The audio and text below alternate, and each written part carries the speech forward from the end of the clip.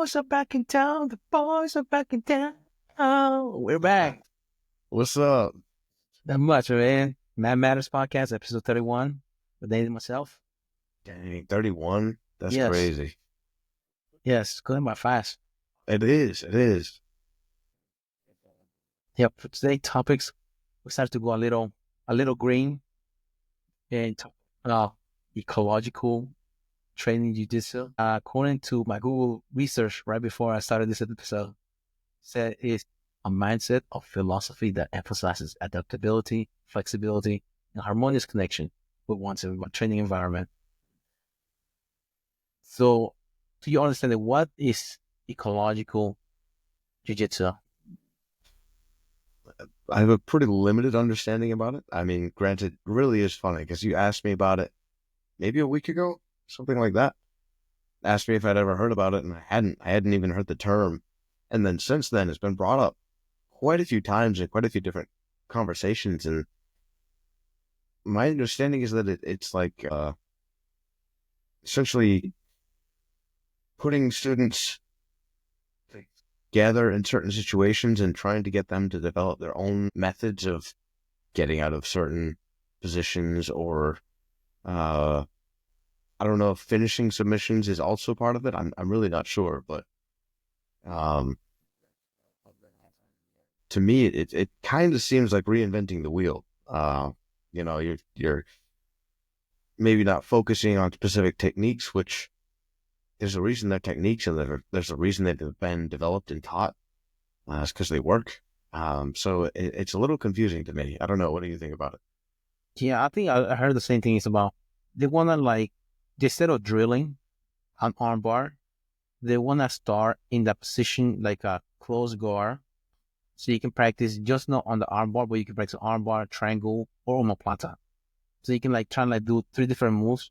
But if you don't understand what those 3 moves are, just start from close guard. How many, for example, when you start a new person, they're like, oh, we start in close guard. They don't even know what close guard is. So let alone how they're supposed to learn submissions from that position. And it is counterintuitive of that mindset of have your drillers make killers. Because you drill and drill it in for example, the mental pathway we talk about, not just usable other sports. That's you develop that muscle memory and also the pathway for learning how to put moves together. In which, in the ecological jiu-jitsu, you're kind of learning for your mistakes, but the hard way. Because Right. how many times you ever gone in jiu-jitsu in a competition class and try to remember that role that you did at the beginning of the class? And that's why you know it moves. Imagine trying to figure that out whenever you a beginner in class. Yeah, that's the thing. I mean, especially in the beginning, even just small things like how to move your hips is not obvious to me. I don't know, learning a specific move and then having somebody tell you, oh, well, this is how you should be moving your hips for that, speeds up that process a lot. Eventually, yeah, you kind of learn with a new move that you've never done before, you learn a little bit more about how to move your body to make it work. But early on, I mean, there's so much that you're learning. I don't think, I feel like just throwing yourself into it is probably not the best idea, especially since I've heard a few black belts at least talk about how if they were to tell somebody new what to do, it would be to learn moves correctly, not just throwing up and drilling moves sloppily, but pay very close attention to each move that you make so that you learn it well, so that you develop the muscle memory, like you're saying.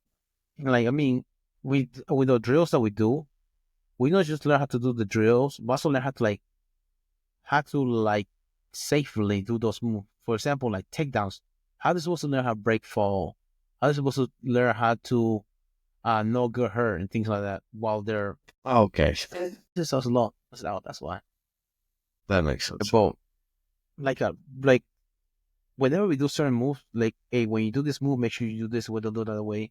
first of all, do like Kimura, make sure you don't, because you're gonna hurt your partner, like for real, because, or you're gonna get hurt yourself trying to roll the wrong way. But if you're doing it like in that with that approach, it seems like you're more likely to get hurt because I've been doing jiu-jitsu in this year for 10 years, and so many people have given up in jiu-jitsu within the first 6 months because they got hurt doing moves that we actually learned to do. And just like freak accidents sometimes happen, but with this, just you're bound to get hurt doing silly shit. Yeah, that's yeah.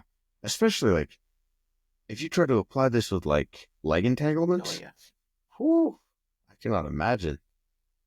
Uh, no, yeah, 100%. That's very true. I think the injuries would be a lot more prone. I could see, so if you applied it in the sense of like, I could see leading a class like this. Like you say, you get somebody, have one person put the other person in an armbar and let them try to escape or something like that. Let them do that a few times and see how that goes.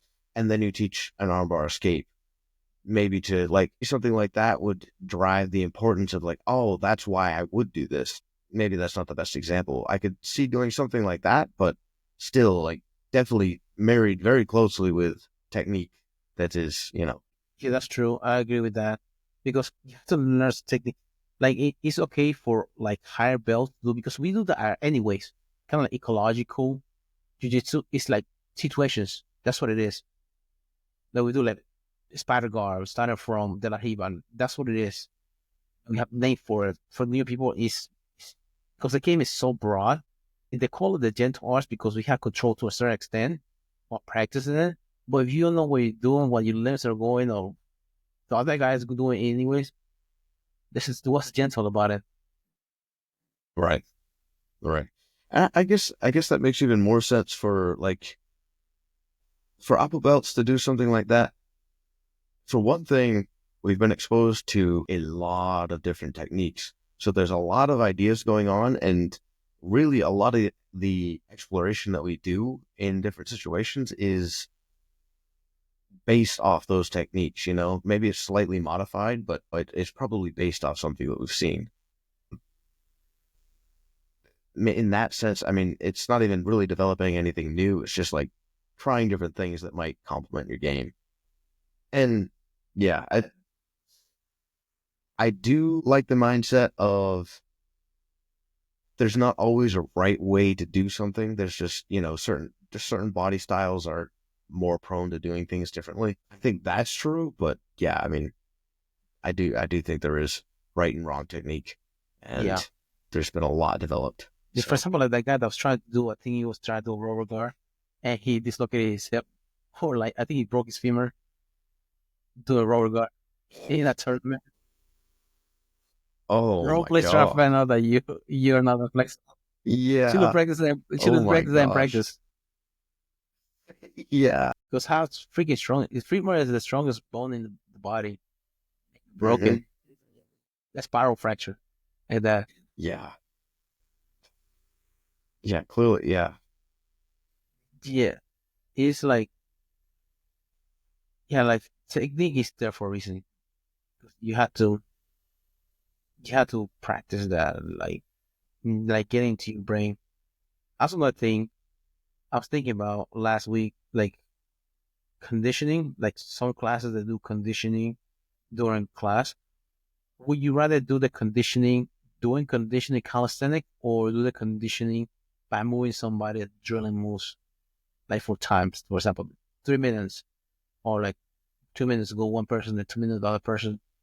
Because you're in the sport of moving somebody with low resistance instead of just doing calisthenic, like, how many times you will be able to push up on somebody or go Right. squat on somebody?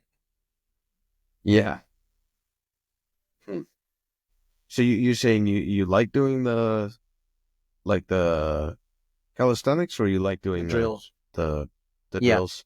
because you try to get those reps in.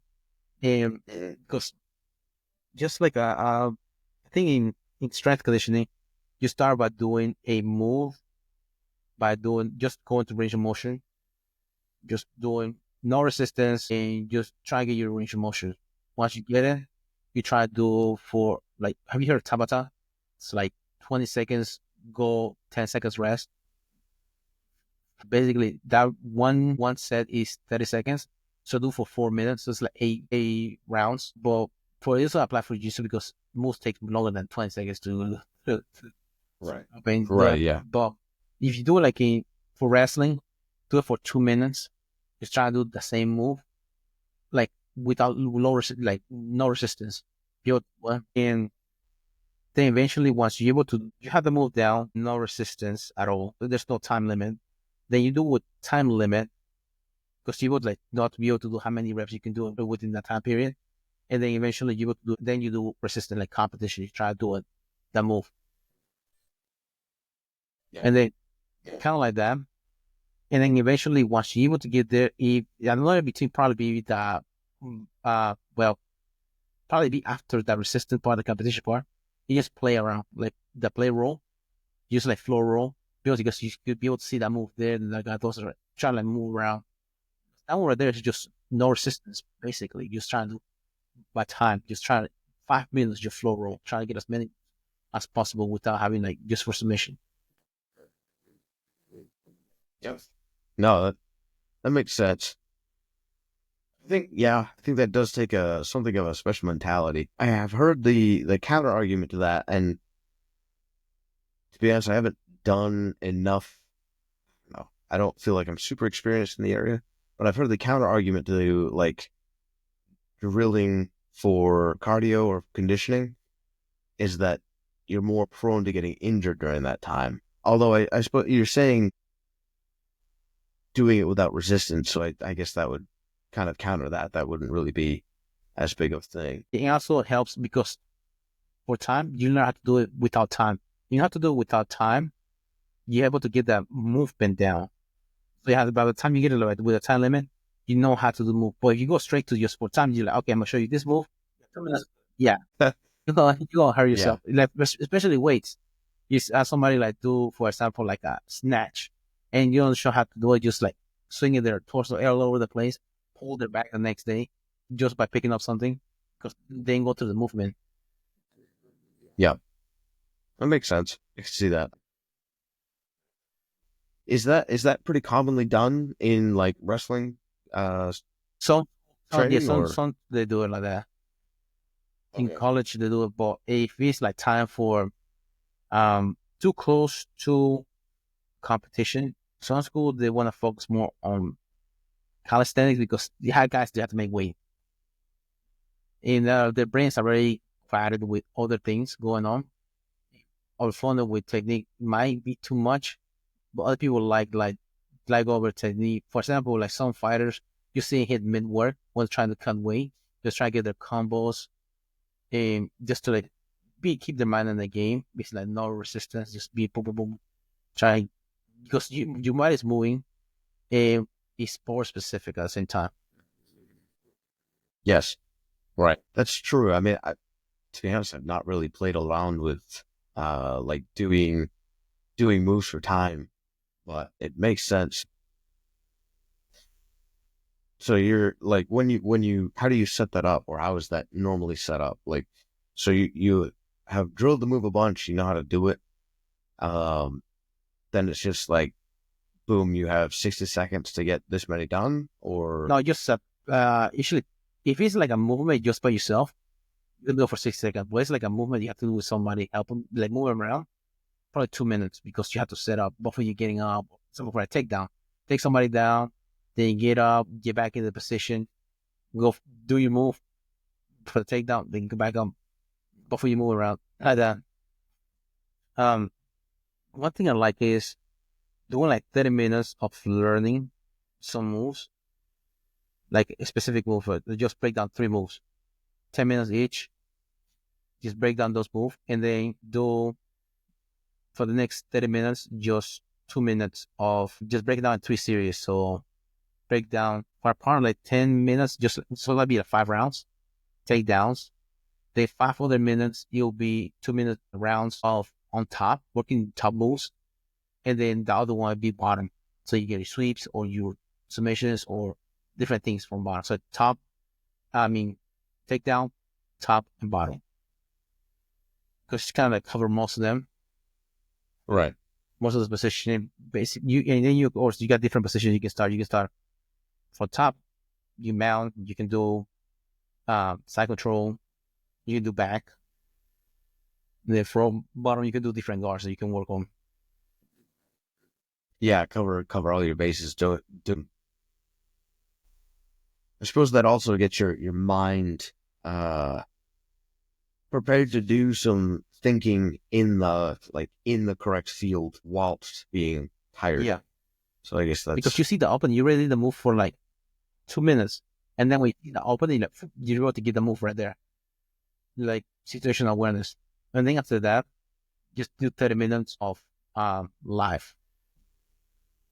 That'd be okay. the Yep. perfect. That would be the perfect open mat. Just 30 minutes technique, 30 minutes just drilling, and then 30 minutes live.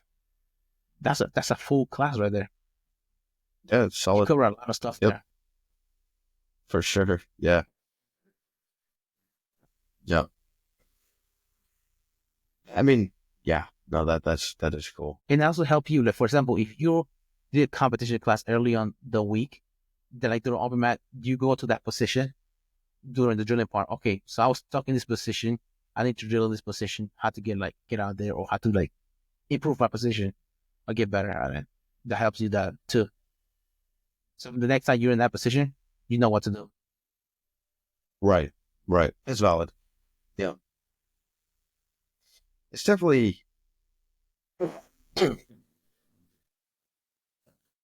you an opportunity to look for those positions as well. I mean, like you're saying, like I've been in this before, I had trouble, but also there's I don't know, I do enjoy in classes whenever we go over a technique is like I'll be trying to look for ways that I can use that in the live roles afterwards. I mean, that probably seems obvious, but I don't know. I really, really like looking for a move of the day, trying to move of the day, trying to do the move of the day on people while it's fresh in their minds. I don't know. That's pretty entertaining. Yeah, because they know this coming. That's not that's coming. Yeah. Like just it was yes, that was Tuesday. Nate coming in a double trouble clover. It's not the Texas. They call it Texas clover. So I was trying to fight. I was trying to kick, and both of my feet got caught. And I was wearing my shoes. So we went for the Texas clover. So instead of twerking my bottom foot, he was doing a toho on the top foot. I was like, damn it, I'm stuck here. And then he went belly down, and then it was game over for that. Belly down. No, yeah, yeah. Yeah.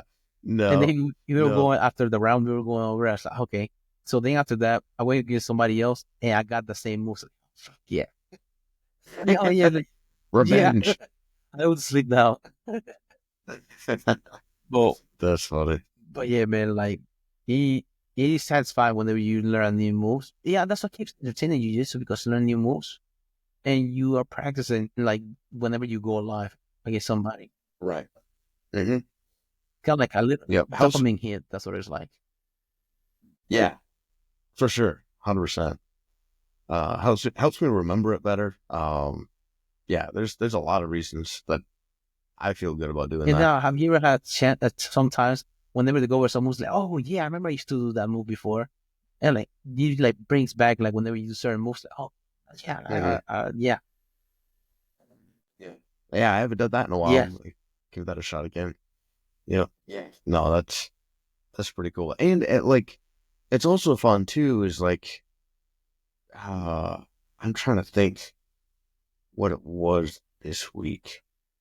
Oh, we were going over some like several sweeps. Did the pendulum sweep? We did a couple different sweeps from uh, gift wrap, which is kind of cool. It's difficult to do it, but if you can get somebody's arm wrapped around their head, we went over some sweeps with that. Different attacks that you could do from there. I'm trying to remember what it was.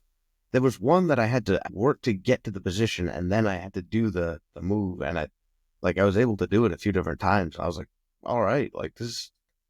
I wish I could remember what it was. Except from the PLC. It was a sweep, but I wasn't the pendulum. I don't think. We covered a few different ones. No, I love Wow. sweeps Yeah. Oh because yeah. you feel like getting smothered, and then you just like, whoop, just send them. Yeah. My turn. Plus, if yeah, and if you do it well, it's very demoralizing because you end up in really good position where they were just in really good position, and it's like, oh, like if you do that in competition, oh, that's Yeah, fire. especially because for bigger guys, they have worked so hard for the takedown. In the Mhm. takedown, and they're on top. It's like, oh, finally got it, and then you get swept. It's like shit. Yeah. Oh my God. No, I did work from here. It's even Yeah, worse. yeah, it's demoralizing. Like oh, Russian. Yeah. Basically, Yeah. in wrestling, they call that like in wrestling, whenever a big guy goes to his back, that's it. They get paid immediately. There's no getting out of there. Do you do a lot of submissions from your back? No, no, not a lot. I try to get better at that because I have like some guillotines, I have armbar and things like that, kimuras, of course. But I usually tend to go more sweeps. Yeah, I do as It feels well. like more energy efficient being on top than being on bottom. That's kind of my thing is I feel like there's just way more options from the top. I don't know, I've been in a lot of matches where like early on, I felt like I was trying to attack from the back a lot because I felt safe there, but then I feel like I'm at a disadvantage because they got to pass my guard, which I feel like to me is the easier job. The attacks from top are just so much more dominant in my opinion. Um, yeah, I don't know. To me, that's the way to go. Sweeps, and then I mean, there's a few like I'll threaten something to get a sweep usually. But yeah, there's not a whole lot that I attack aggressively from the bottom. And you notice that most of the submissions from the bottom have to be lined up with somebody, except for like maybe armbar. But all the other ones you have to be lined up. Like you have to start from being lined up, like for example, in your guard or things like that. Because it's, for side control, it's hard for you to, unless like you can do a boogie show, of course. Most of the submissions you have to be lined up with somebody. Guillotine, most of the line up with somebody. We start Kimura, you have to be lined up with somebody. Plata. I mean, yeah, omoplata. Yeah, I feel like a lot of them you have to get an angle for though. Yeah, eventually you have to get angle, but you have to start from like line up with them. Oh, from top you can get side control, you can get mount, neo belly, you can get north south, and it's for all of Mhm. those. But from bottom, it feels like you have to be literally like head to head Right. That's true. That's interesting. No, I hadn't really thought about that. because you have to control the posture. Because if they Right. get an angle on you, it's hard for you. You have to line up back again. Try Hmm. like yo to control the posture for submissions. That is interesting. Yeah, probably you're right. Is it? That's exactly it. The just controlling the posture is the first thing, and then you can move from there. Mm-hmm. Interesting. I hadn't really considered that before, but Yeah, I think about it either, but like because I remember a lot of whenever shout out to the Fox, Silver Fox, he talks about like whenever you try to do submissions of that, try to get like try to get perpendicular. Don't try to be aligned or try to go for submissions that not align with the opponent. Just make it difficult for them to switch the position on you. yeah, yeah. Because I mean, obviously you got to be more stable if you're Uh-huh. not. Interesting. That's a cool way to look Yeah, at because you're it. taking one side of the body instead of Right. Well, I mean, the whole point of jujitsu is to isolate some part of their body with your entire body, and then they can't. There's really nothing they can do at that point. Usually, Mhm. that is interesting. Almost everything ends up with to do it well. You are perpendicular. Mhm. Americana from top. It's perpendicular. I'm no arm. Kimura's top and Yeah, bottom. no arm guillotine. You have to be perpendicular. Hmm. Inside heel hook. You have to be perpendicular because you have to start from was it honey hole? So Yeah, you're perpendicular to them. that's interesting. Fundamental.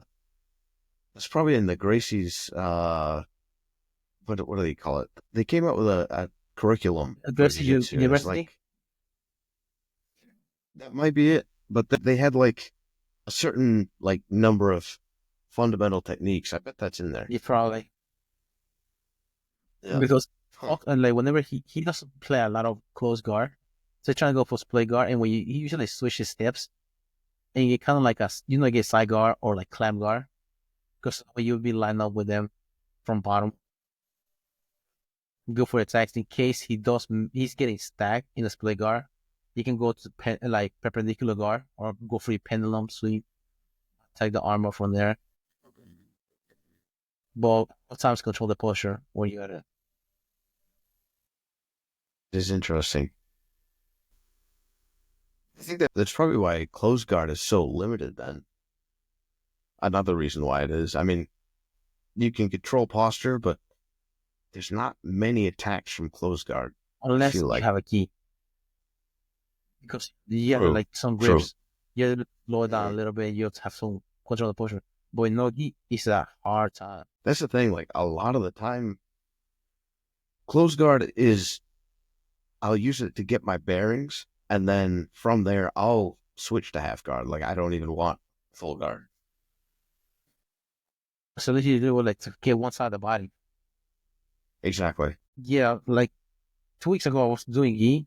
Yeah, I did something that I usually don't try. Like in no gi, I didn't even try. But I just with one knee down, I just grab the sleeve and just roll perpendicular right to the armbar from bottom. Like I was standing. I was able to get it. It's like I will never be able to do that in no gi because Right. you had no grip. So you were On where? my knee, just one knee down because they were saying no wrestling. Okay, but the guy was standing, so I just pulled the lapel and just inverted and just jumped to the armbar. I just Yeah. instead of pulling the arm, I just jumped my legs up, and once I was able to control his posture with my legs and pull and finish the armbar just by sweeping him. But there's no way able to do that because once I get over there, the wrist. Right. Right. 100%. Yeah. The grips are just so fast in the nogi. They don't last long at all. They're so temporary. And you can just grab Um, a sleeve and just put it across their hip and throw a triangle from there, and you have a good triangle right there. Just right. Yeah, we did that. What was it? Did like a lasso guard thing yesterday in the gi, and like where they reach their arm between your legs when they're trying to pass, and you grab the right on the end of their sleeve. Dude, I went against some way bigger dudes. They had easily 100 pounds on me, and I had that grip. They couldn't break it. It's crazy the grips that you have in the gi. You know what I mean? Leonard Scoop. He is very, yeah. I remember him teaching us that one. Yeah, Uh, he's like, for example, I usually like to like thread my arm through there whenever I'm trying to pass cigar to pin the hips down. You have a key, you can just jump to armbar from there immediately. I thought that's a triangle too. I think he likes to go for a triangle from there.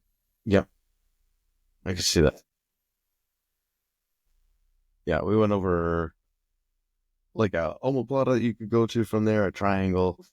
Um, Obviously the sweep. Um, but yeah, it's really crazy because they had to start in that position. One of us starts down, the other one starts up, and then you switch partway through, and just yeah, the power of those grips is unbelievable. Because like I'm not even working that hard, really holding that gi, even against a guy that's way bigger, way stronger than me. It's all of a sudden he can't use his arm. Especially when you get the knuckles involved. When you get a grip and you get the knuckles involved, that grip is not going anywhere. Because Right. usually if you just right here, it's going to hurt you knuckle with your fingers. But you just able to get your knuckles in there and just hold that sleeve, like you're going nowhere, running.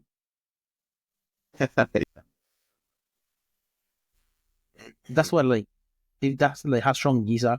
But like in regular life, it would be hard for you to get somebody's sleeve that good without that shirt ribbon. Yes, yes. Right. I mean, at the best, I'm thinking like a hoodie or something, you're gonna stretch it like crazy. You might not rib it, but it'll stretch a lot. And then their arm is not gonna be there to They armbar. just pull But the arm out of the sleeve. yeah, fighting, and somebody, for example, like I've seen a lot of videos of shoplifter whenever they grab him and they just like take off their hoodie and just take off their jacket and just take off running, so they get a hold of Yeah. them, Yeah. kind of like that.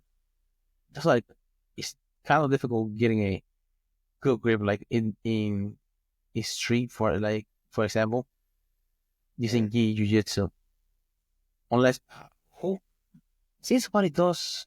I see some matches that they do in suits in like, I've seen that recently. Mm-hmm. like, what is this? The That, League of Extraordinary Gentlemen's? it would be interesting to try. I mean, you're bound. Yeah, it interesting to see because I mean it's the real deal. You're allowed to But pull the I would think you'd have to be able I to. would have clip on time, right? Sorry, man, I don't know how to tie him. Yeah. But yeah, like I would go over there with my freaking Goodwill suit. Don't want them to go show up over there with a Taylor suit because oh fuck it up. Yeah, so fast. Be good for one time, Yeah. then you're done. And they're wearing shoes too. It doesn't Really? matter. I've seen they're wearing shoes too. And which I've seen some instructionals, black and white, like videos from back in the day, in which they're doing jiu-jitsu instructions for like the gi, and people wearing also like suits during instructions. So you're like how applicable. Also judo's instructions where people wearing suits, like how applicable you're able to hold the lapel of the suit and do those techniques. I bet some suits would be able to hold up to like lapel chokes. Mhm. The, obviously some would not, but I think some probably would hold up to that. Some of the thicker ones. But it looks like fun. It does. It does. I agree. Looks hot though. Yeah, Oh, yeah. my question is, do you like have two competitions going on? One's for style, one is for the like the winner of the grappling, or I know, right? Because Fight to Win, they do that, right? Well, Fight to- the coolest game, they do a shout out, like Gi of the Night. do they? Yeah, they do on the Instagram. Wow. They do like somebody had like I guess like a tie one. No, the guy had a quill. He had a gi that looked like a quill, different pieces. Oh, okay. Just I think it was Carolina Blue. That's what it was. That's funny. Yeah, they had like Gi of the Night, tie dyes and stuff like that. See? Yeah. Yeah. You got to make people compete for both. That'd be cool. They have red carpet showing up to the match. What are you wearing today? Yeah. You do your strut out into the pit, and then that's where the fight Oh yeah. happens. Came straight from my grandmother's funeral. Same soon. I had to return after this. So hopefully I win. It's a rental. What's it called? Joseph Bank? I said Joseph Bank? This that do soon? Yeah. Yeah. Well, actually, that reminds me of. Have you seen there's the videos of like a Japanese courtroom or something like that, Yes. and two of the guys just start doing judo on each other in their suits. Shit, yeah. Yeah, like you could like it's funny because they both the one that I saw it looked like they both trained Uh-huh. and they both were like going after it. And one guy eventually got a good throw on the other. Shit.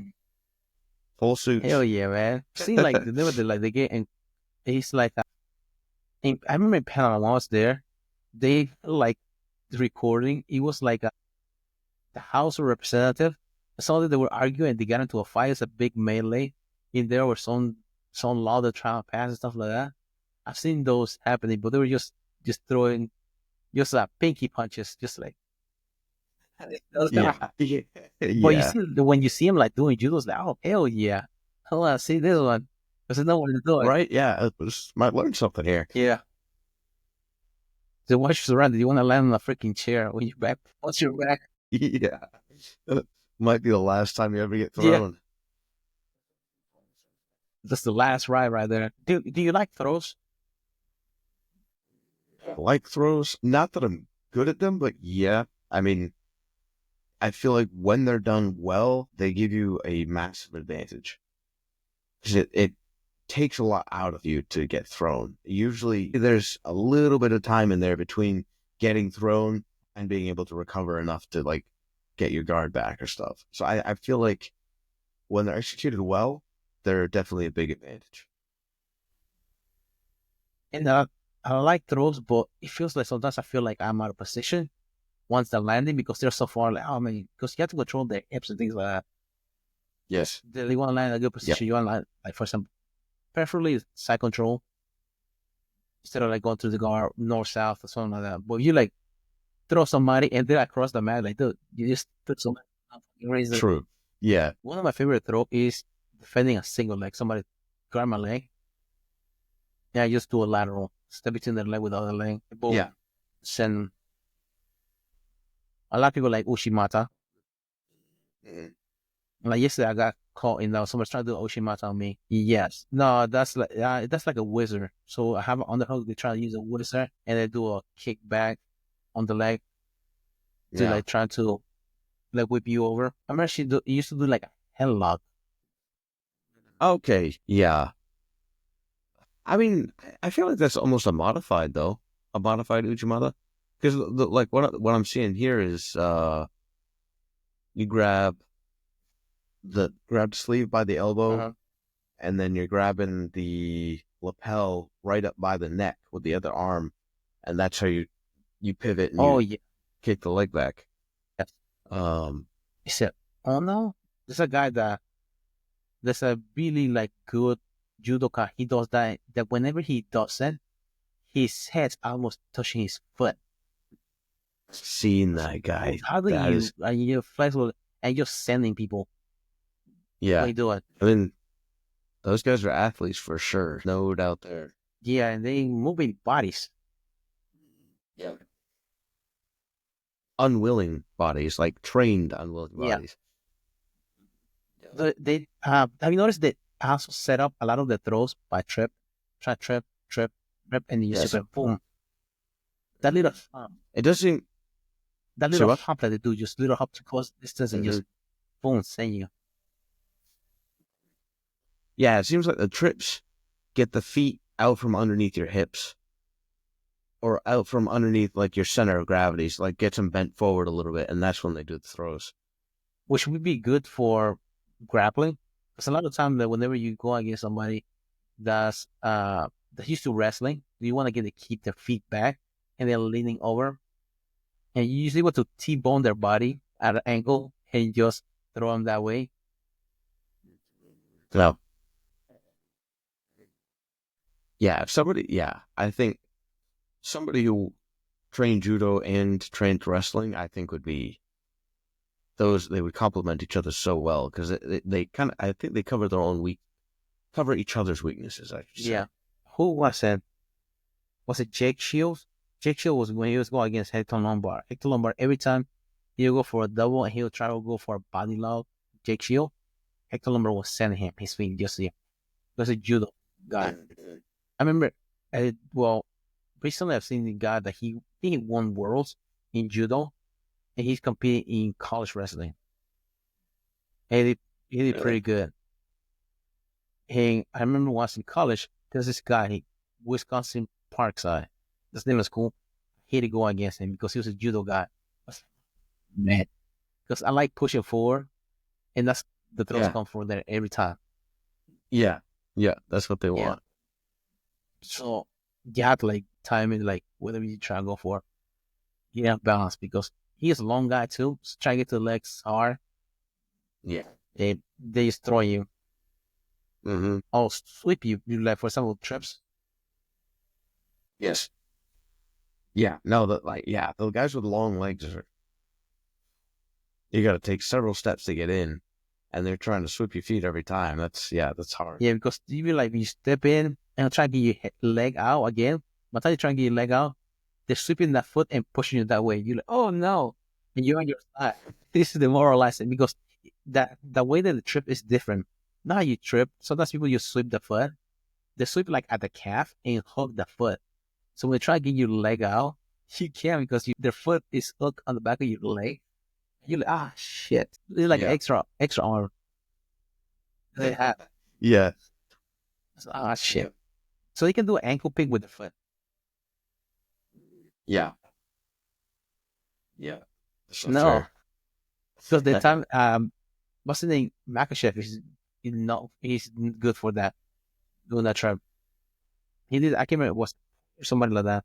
Whenever he did a knee, like a throw a knee, and when he bring his foot down, he caught the foot as it's coming down and pushes it that way to get that takedown in line of draw. Yeah.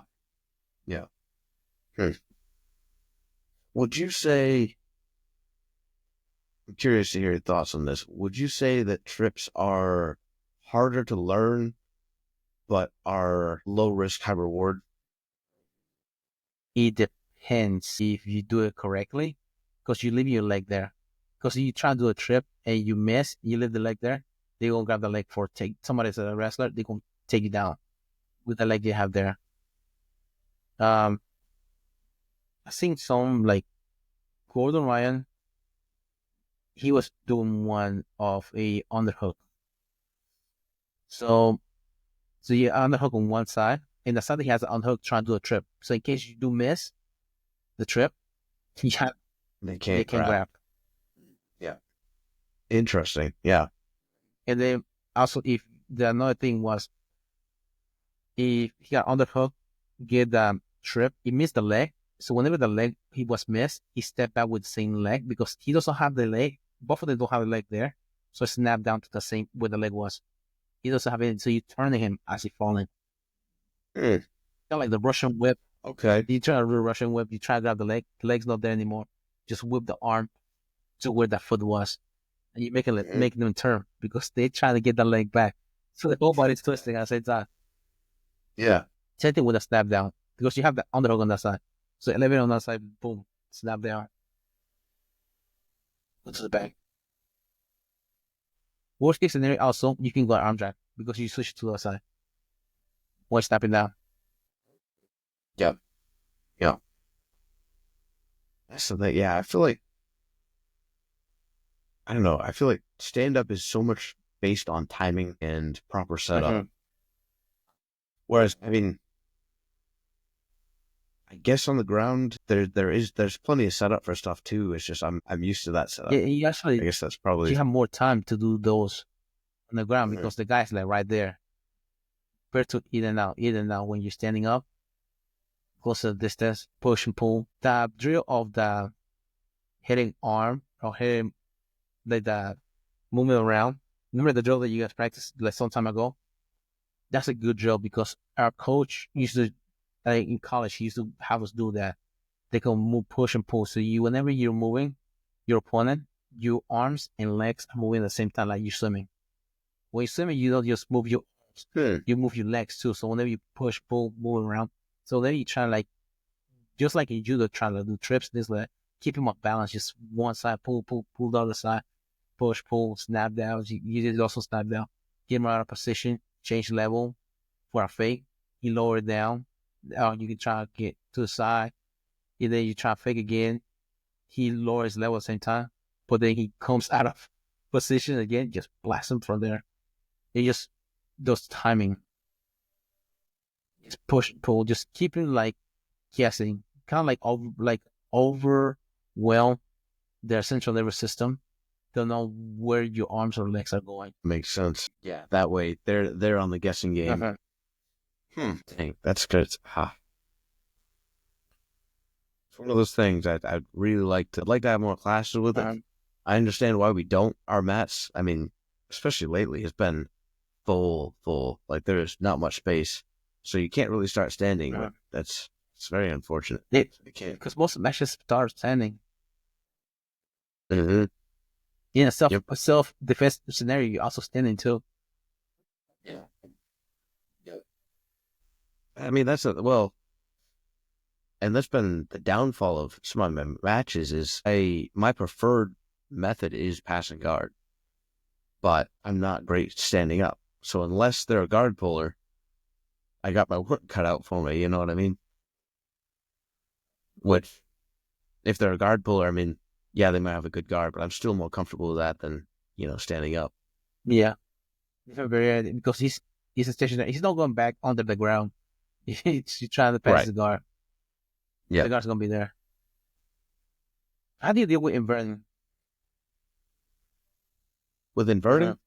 Try to pass somebody guard, they just invert. I mean, it kind of, that's, to me, that's a little bit situational. I've had guys that like I try to pass and they just bring their knees up.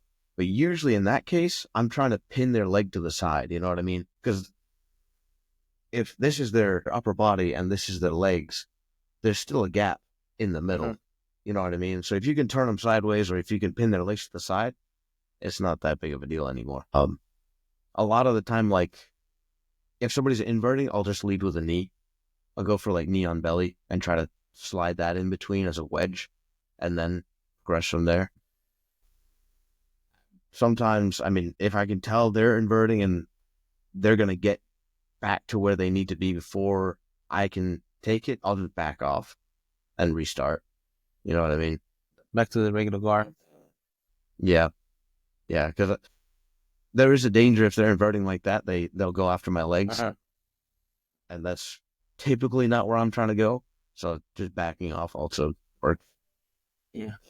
I like to grab the ankles when they're the invert. Yes. Yes. Pin the ankle to the mat. Yep. Yeah. All right, where we going now? That is a good one. Now they have to pick a side, which way they going. Yeah. Right. And if they just want to sit there for a little while, it's fine. So from there, I just pull the ankles like you pull a rug. So take their back from there. Woo. Yes. Come here. Yeah, that's a good one for sure. I mean, that's one of those things, like, I don't care how flexible you are. Well, maybe there's probably a few people who are just totally fine with it, but I feel like even a lot of the people who invert regularly aren't super comfortable being bent in half with pressure on top. You know what I mean? Like you're saying with their ankles pinned to the mat.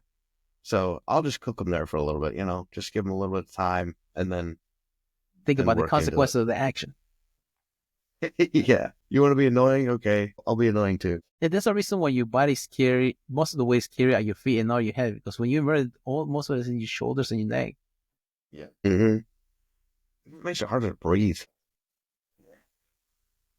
Yeah. It's funny. I used to invert. When I was a teenager, I would invert. I'd play guard like that. These days, no. My back can't take that anymore. Ow. If I do that, I feel it the next day. Oh, I was thinking. Exactly. Like that was not worth it. Looked cool at the time. Yeah, I don't invert either. I haven't burned 2 weeks ago I did. But it's from somebody that's like a white belt. He was north side. We were starting for north side position. So yeah, I'll be able to hit it from here. Yeah, I got a rear naked choke from there. From Inversion. Did you come up onto the back? Yeah, onto the back. Yeah, yep. It's like swing the hips one way and just go to the back, rear naked choke from there. But usually don't, because my hands are so small, my arms are short, and the hips are so far away. So by the time I try to get my legs there, I have a lot of real estate to cover to get there. Yeah. So the time arrived. And then yesterday we started a trunk position. Trying started or try to go for tags from there. Yes, damn it. Started from trunk? Yeah. Cool. Yeah. That's a rough starting spot. Figure it out from there. It's like, man, I was going against Nick, so I just gave up and just went to the back. Like my legs are short. There's nothing that I can give from here, man. His legs are long as hell. Mm-hmm. So there's not much I can do from here. You go to the back, good work from there. Because that's what you want to work on. That's more. Do you feel more control on the back, or do you feel more control on the legs? The back, for sure. You talking like just leg entanglements in general, or? Yeah. Yeah, no, definitely back, for sure. I feel like even recently, like our coach tries to drive it in pretty hard, like to go to the back, take the back, because it's a good position. And I feel like recently it's really starting to click how many ways you can get to the back. So I have started liking that quite a bit more, because even if you don't get a sub from the back, usually it's pretty exhausting to fight out of, mentally and physically. Something I haven't done lately, going to the back. I try to do the submission for the position.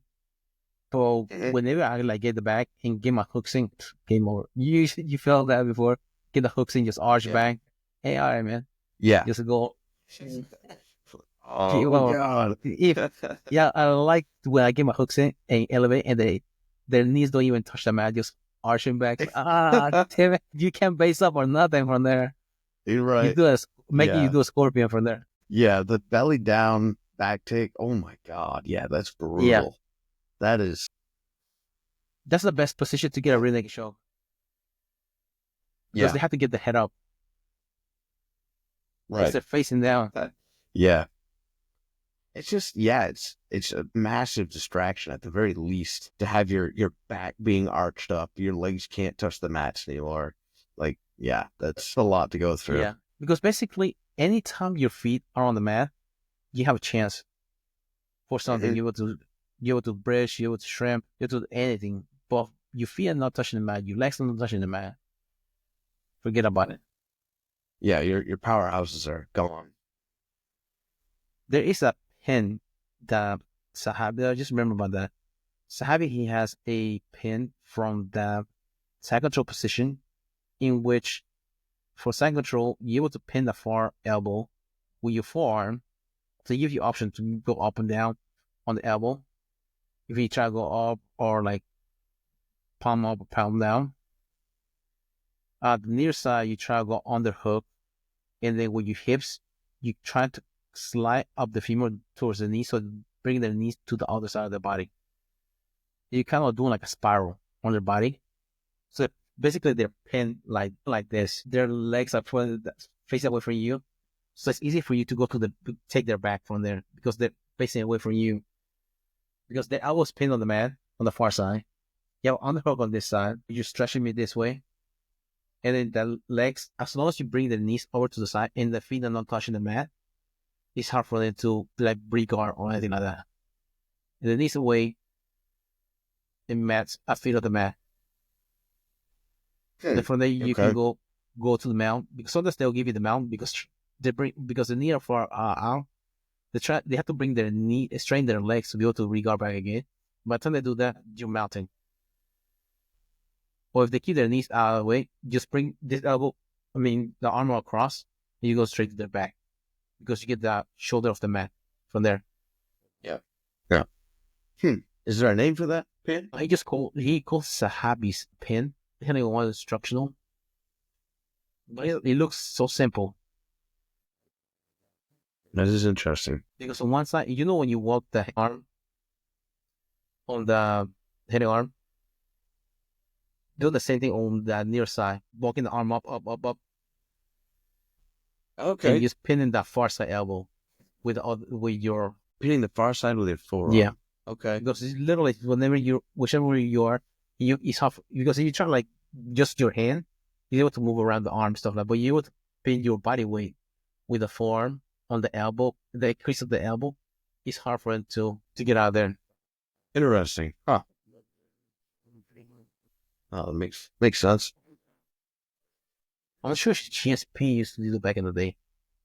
I have to look on his fight. It's like something GSP will do whenever you go Mhm. side control and go for mount. Think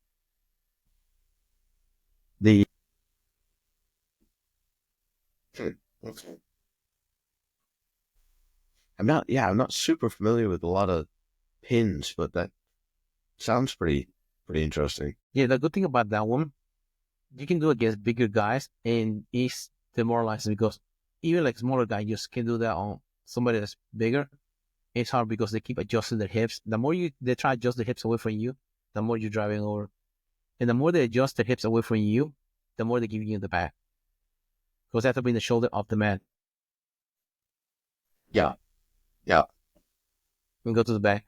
that's pretty cool. Something you won't learn in ecological jiu-jitsu.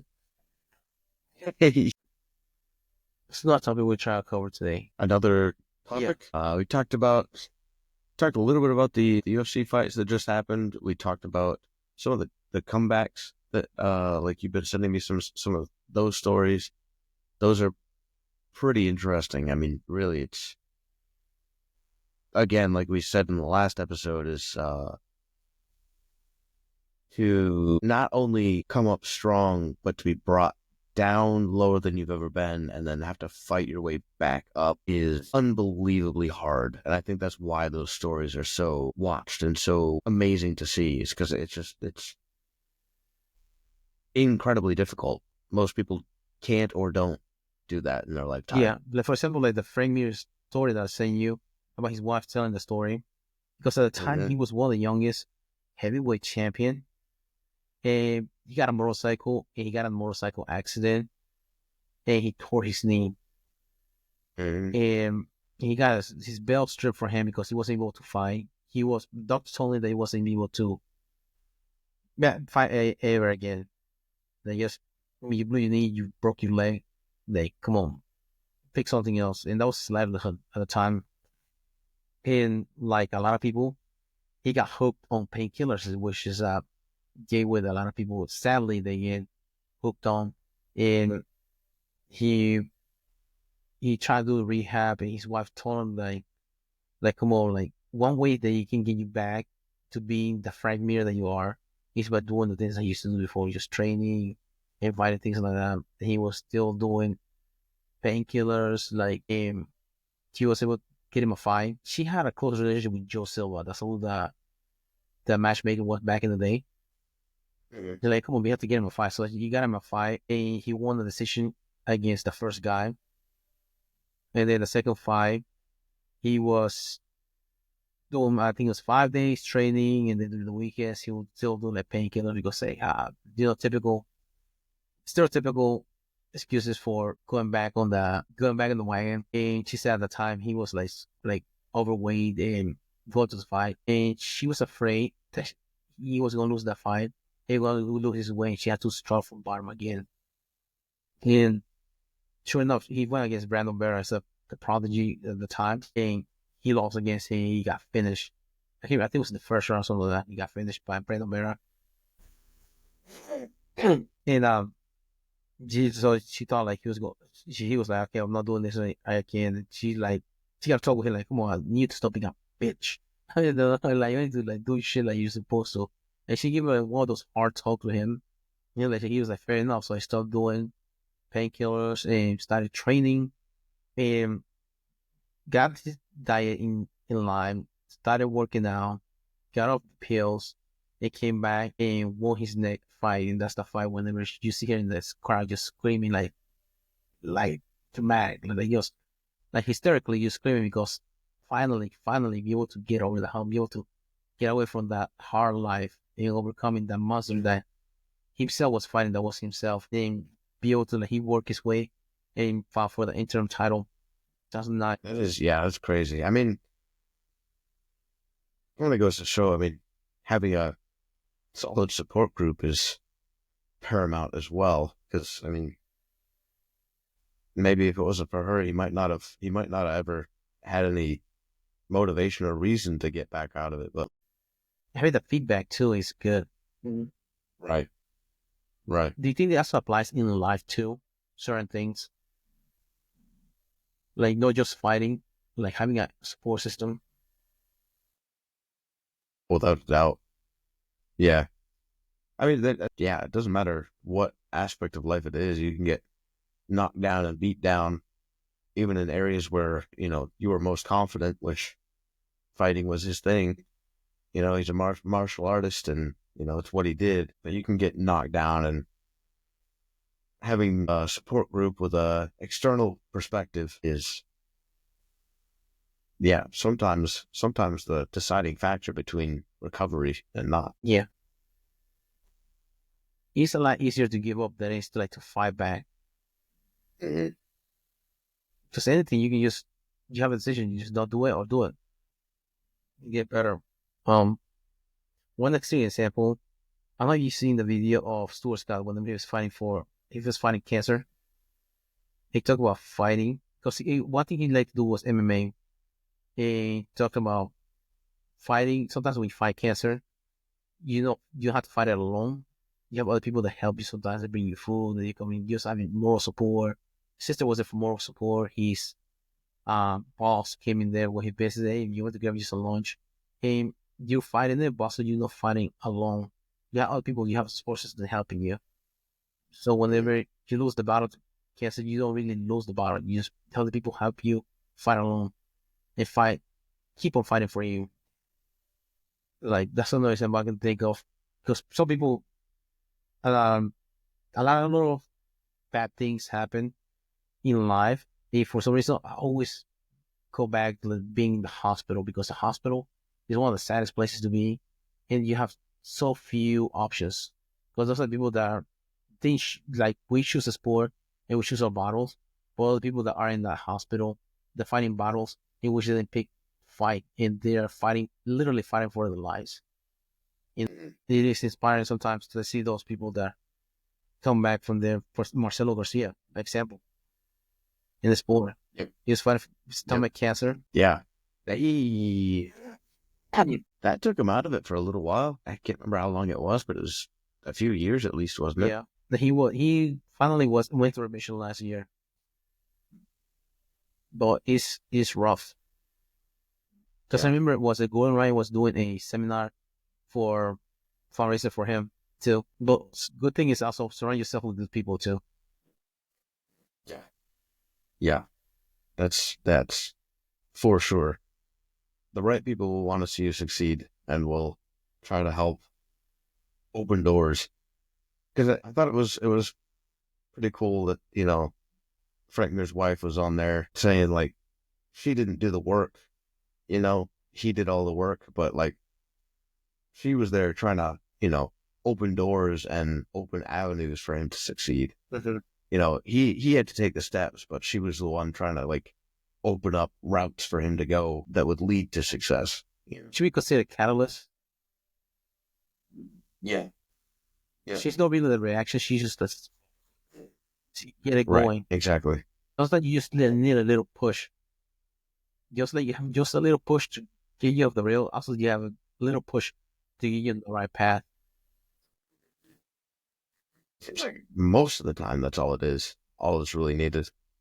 A little push. I mean, it seems like a lot of recovery stories are not somebody who's, forced to succeed. It's just a little bump in the right direction. Mm-hmm. Yeah, hopefully they find it. And then that Somebody help them along the way. Hopefully they have find it, because if you don't find somebody, like, you just lost in your way. Right. Yeah. But that's where that external perspective comes in, because like him being on painkillers, he's not thinking about fighting. Mm-hmm. He's not thinking about, probably not thinking about how to develop his future and, get back to where he was. I'm not sure you had this correct, but for some reason I think painkillers, they kill your dopamine system.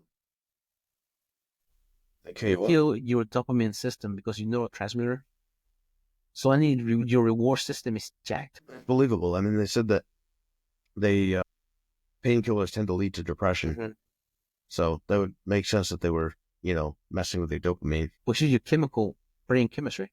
That's next level for sure. For you to, I mean, that's the thing.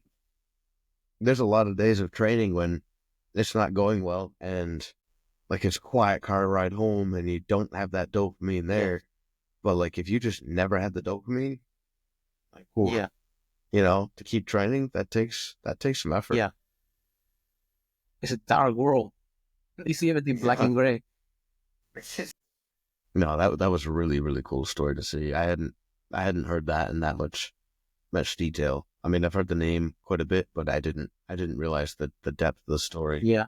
He became a Hall of Famer. I mean, first guy to knock out Nogueira, and first guy to submit Nogueira with breaking his arm. Yeah. It's not like he's a kind of like, I want to say people that do drugs are dumb, but it's like a really like well-read person. Like everywhere you see him, he has like a book reading all the time. And he's like elaborate when he speaks. He's like he likes the reason he learns just because he intellectually he learned different things. Because I mean they have a match with him versus Roy Nelson back in the day. Skinny Roy Nelson. When they were against each other, he'd been there for a while. But just because you're intellectual doesn't mean you have a strong will. Right. There's no correlation. Right. No, I fully believe that. I mean, yeah, it's yeah, definitely it's one of those things like that's a hard situation because you're, his knee was completely messed up. So I imagine that was incredibly painful. Mhm. So he did need the meds, but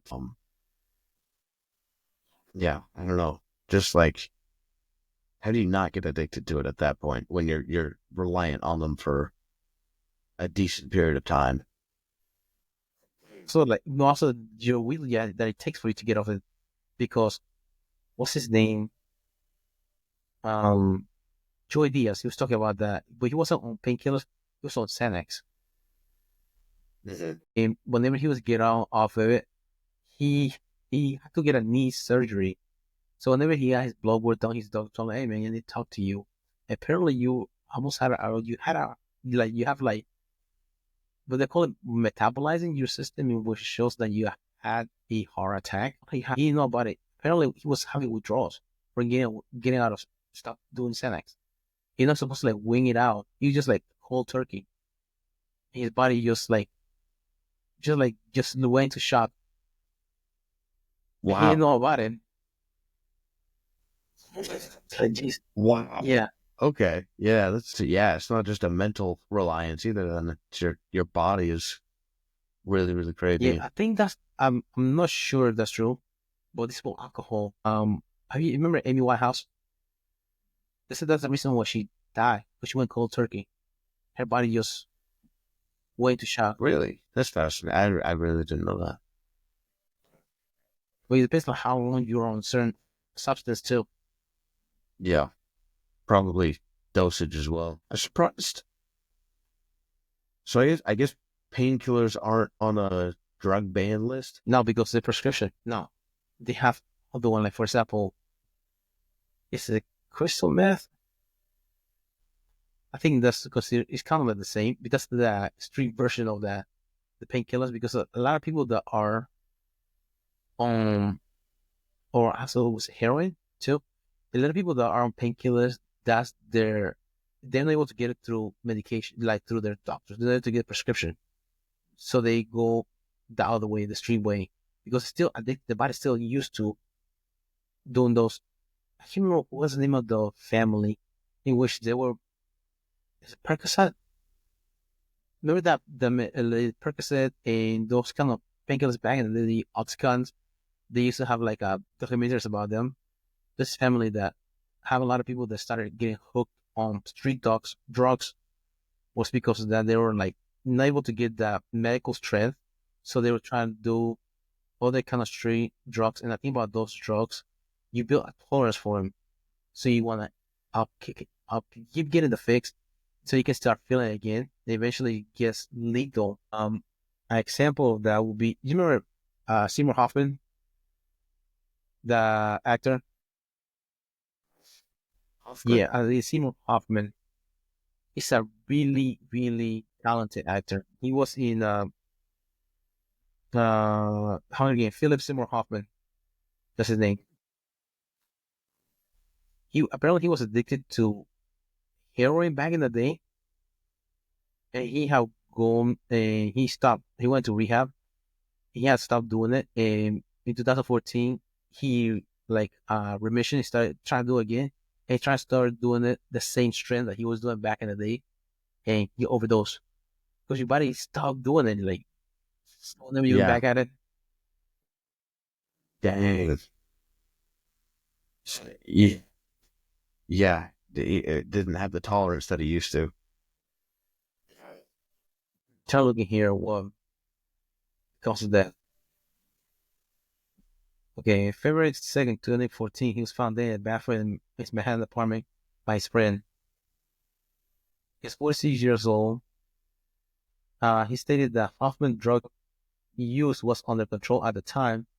The executive search of the apartment found heroin and prescription medication at the scene and revealed that he had syringes in his arm.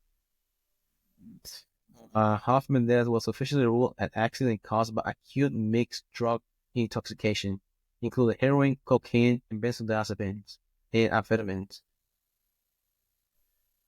Yeah, that's Holy shit. That's a lot. That is. They try to party. You know what I'm talking about? Do What's you know that? what I'm talking about? The actor? Yeah. He's like good actor. I hated him in Mission Impossible. His Ghost Protocol. I don't remember him in that, but He was a villain in that one. okay. This Ghost Protocol, I can't remember. But I hated him in that movie. Let me show that's the one he was in. That's when Tom Cruise had his wife in there. Katie Holmes. That's his girlfriend in that movie.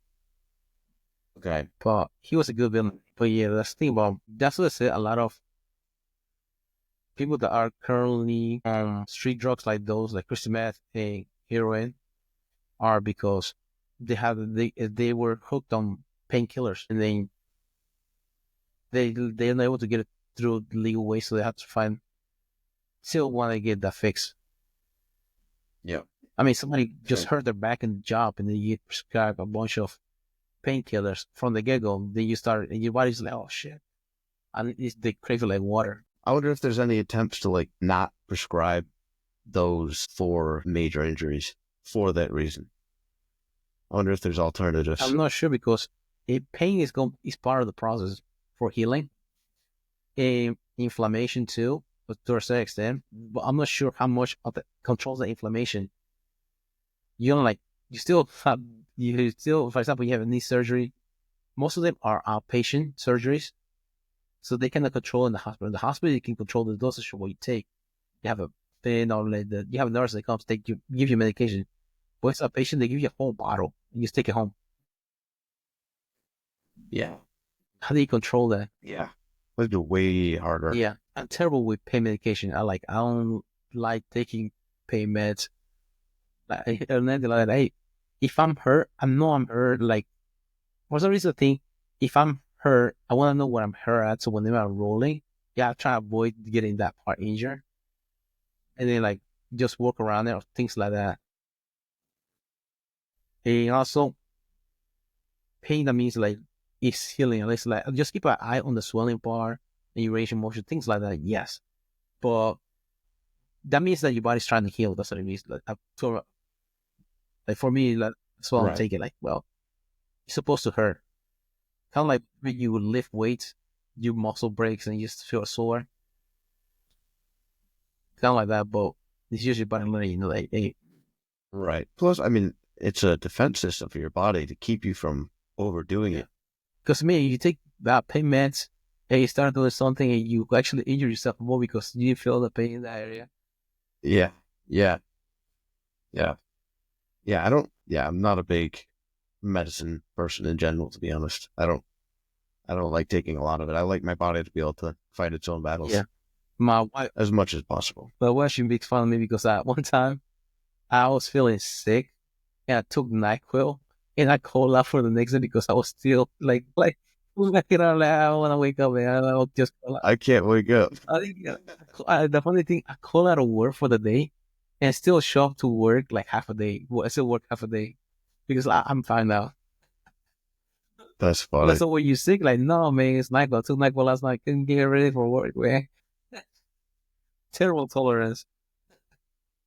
That's funny. Whenever like I take like NyQuil or I take like Benadryl for like sinus stuff like that. And she's like, hey, oh, here you go. You know, call out of work tomorrow. I know, man. Good. That's Yeah. good. But so that you're sick, you have to take shit though. Yeah. Yeah, it's Yeah. true. Because viruses are freaking evil. Yeah. I have heard some doctors are starting to prescribe things like antibiotics less because apparently with the rates that antibiotics are being prescribed now, uh, some of the like infections are becoming immune to it, or they're developing resistance to the antibiotics, which that's a pretty scary thing if you think about it. You Yeah. know? Because have you ever seen those bottles that say kill 99.9% of bacteria? Mhm. It's usually, I learned that in microbiology. Usually that one part, like the 0.1%, if you're able to find that culture or just building itself, like within those they're like a big size of that. So you have built a strength, for example, the MRSA strength. And usually methicillin you use it for fighting any kind of infection, but as the MRSA is methicillin resistant Staphylococcus aureus, which is staph, but you develop a immunity to methicillin. That's what they call it MRSA. It's just because it just evolved into its Yeah. own infection, which the main antibiotic they use to fight it doesn't work. Gee, Yeah. that's Yeah, scary. that's That is. biology is scary. It is. It's terrifying. Thank you, Darwin. Evolution. Hey. It does make sense. Now that makes sense that you're saying that they're not they're more resistant to prescribing antibiotics because my wife, whenever she goes there, whenever we take our daughter to the hospital, they'll say, "Oh, it's just a virus." Yeah, oh, just something like, dude, like what kind of everything's just a freaking virus. Try to figure out how to get healthy. But then give Yeah. us something. She like, I mean, we do what we're supposed to do. From home, we want to keep the fever away, but this thing just lingered. What is it? Give us something so you can get rid of it. Yeah. No, it's just something I've heard going around, but it makes sense to me. Like, yeah, you don't want to overuse something to the point that it's not useful anymore. It also it tests your gut biome. Take so many antibiotics and look up Go Ryan.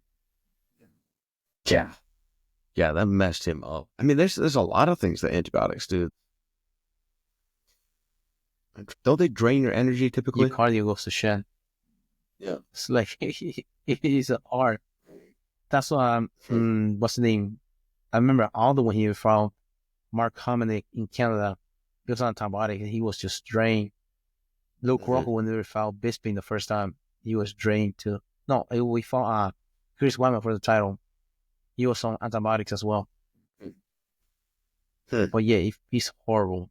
I remember when they were being on antibiotics for my sinus infection stuff like that. Dude, whenever I go live, I was like, dude, fighting for my life over here. Yeah. What the hell is going on, man? I'm able to push more than this, but not today. Today it's not. Yeah. Dang. Yeah. That's crazy stuff. Like it's definitely has its use and has to be used at some points, but boy, does seem to have some consequences for your body. Yeah. So like, is the antibiotic fighting the virus and fighting your body at the same time? Well, I think isn't part of the problem with antibiotics is it doesn't discriminate at all, and you have good and bad. Nuking everything.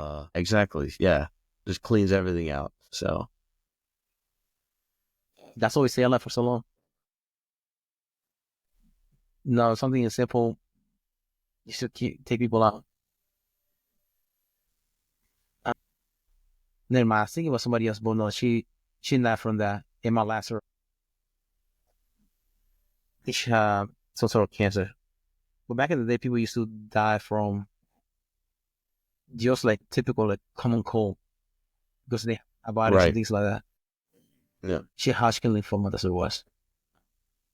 That's the wrong way to go. Well, yeah, back in the day, you have the cold. It's game over. A lot of people that were building the canal, like yellow fever, malaria, things like that, took a lot of people out. In which, to this day, the most dangerous animal in Africa is the mosquito. Yeah. Yeah. Those things. Yeah. It's no joke what they carry. Yeah. So maybe they make an army of mosquitoes. It's very off topic, but I heard at one point they were breeding a strain of mosquitoes that had a shorter lifespan, so they could release them and they would die faster. So they would like mix with the existing population. I heard about that, that they use that in Disney World. Because whenever I was there, I was in Animal Kingdom, I seen the mosquitoes. It's swampy, and it's hot in Florida, but there's no mosquitoes there. I was like, how are they able to have no mosquitoes in? Because anywhere else, you go swampy area or humid. Right. It's horrible. Yeah. And whenever you came down here to North Carolina, started living here, how many mosquitoes were down here compared to up north?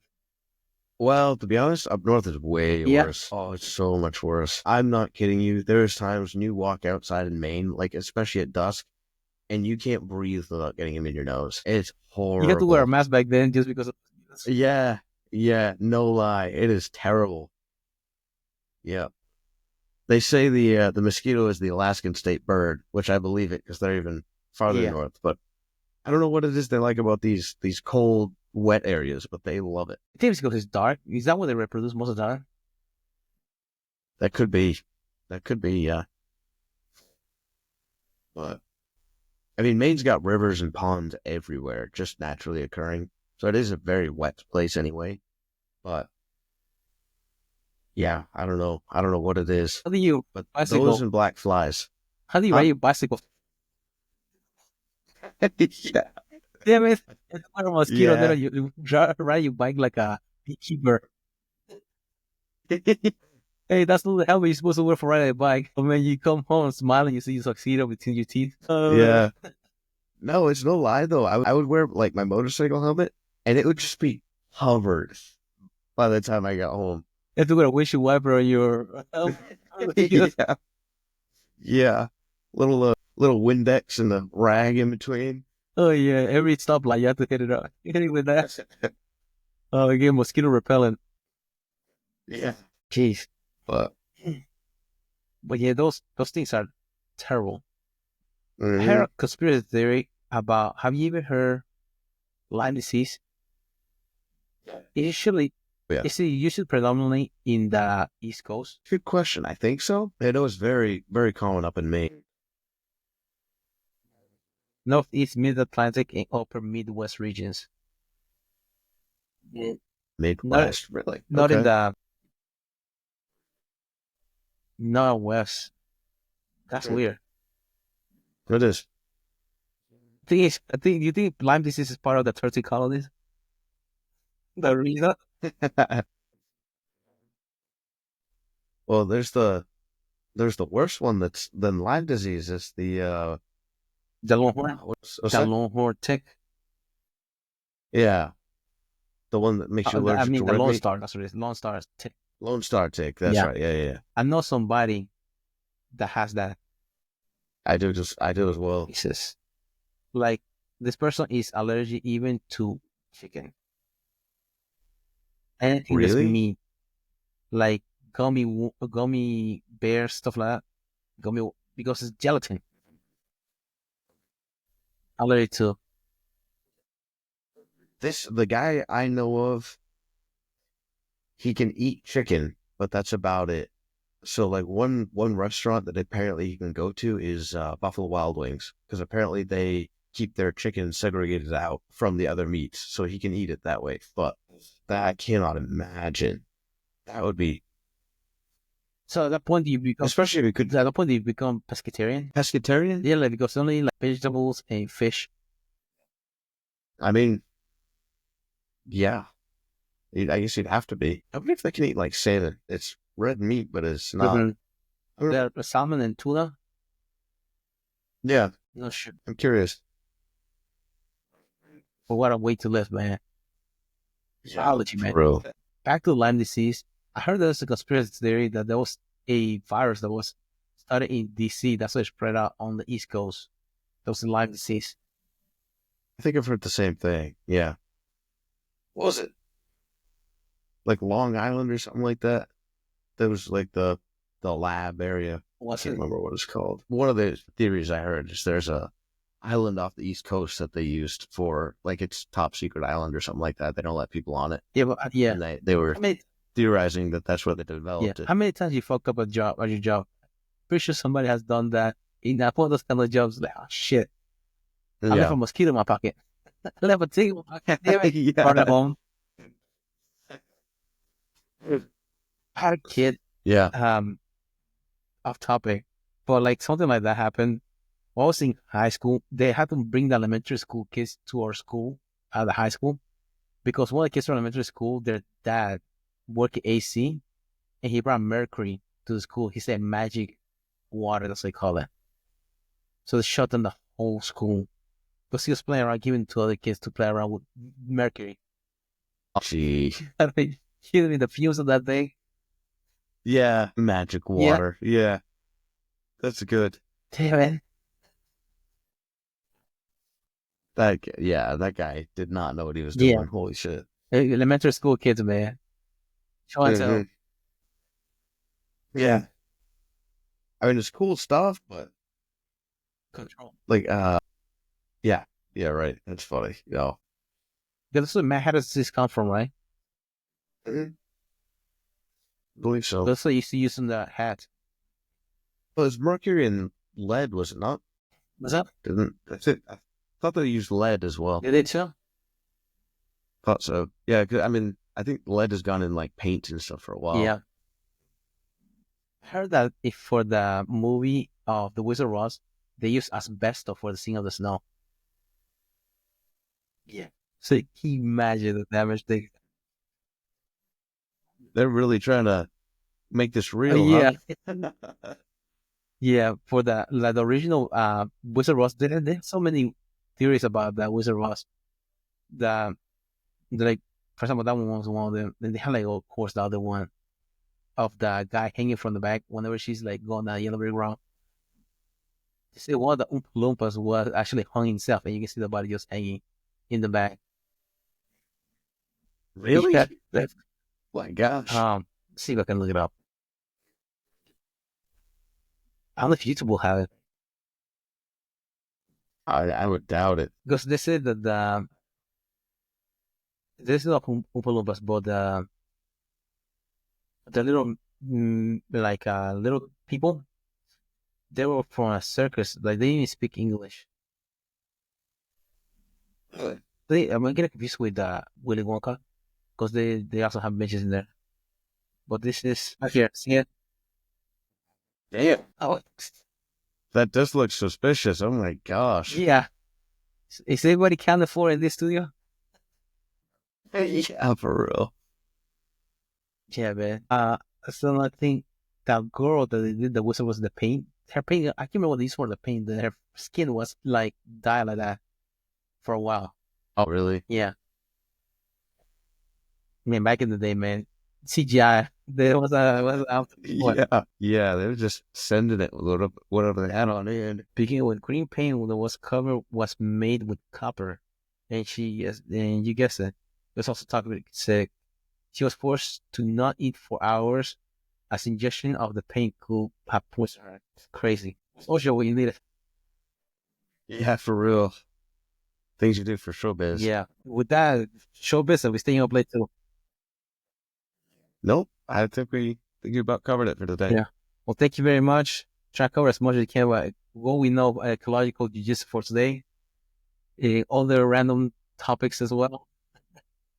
Thank you for bearing with Ecological, ecological jiu-jitsu to the Wizard of Oz. Yes, that's ecological too, wearing copper on your face. But thank you again for listening, bear with us. You can listen to us on Spotify, YouTube, Amazon Music, Radio, and iTunes. Until next time, thank you very much.